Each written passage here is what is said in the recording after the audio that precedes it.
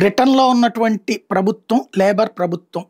Keir Starmer ప్రధానమంత్రి. కానీ అక్కడ సమస్య ఏమైపోయిందంటే ఆయనకే పెద్ద తలనొప్పి తయారైపోయింది. ఆయన్ని నమ్మేవాళ్ళు లేరు, పట్టించుకునేవాళ్ళు లేరైపోయింది.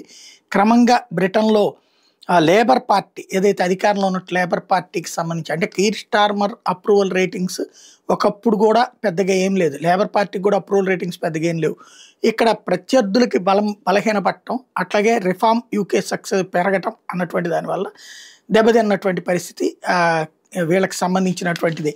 ఏదైతే లేబర్ పార్టీకి అపోజిషన్‌గా ఉన్నటువంటి పార్టీలకి నష్టం జంభించింది. క్రిందటిసారి 15 ఏళ్ళు అధికారంలో ఉండటం బోరిస్ జాన్సన్, తర్వాత లిజ్ ట్రూస్, తర్వాత రిషి సునక్ వీళ్ళందరూ అయిన తర్వాత కూడా అన్నేళ్ళు ఉండేటప్పుడు కూడా ఒక మైనస్ అయింది. అయితే వాళ్ళకి 15 ఏళ్ల తర్వాత వచ్చిన వ్యతిరేకత లేబర్ పార్టీ ప్రభుత్వానికి మాత్రం వెంటనే వచ్చేసింది. ఇప్పుడు తాజా పోల్స్‌లో 5% వాళ్ళకి అప్రూవల్ రేటింగ్స్ డౌన్ అయినటువంటి పరిస్థితి. క్రమంగా ప్రధానమంత్రిని మార్చాలన్నటువంటి డిమాండ్ లేబర్ పార్టీలోనే పెరిగే పరిస్థితి అయితే కనబడుతోంది.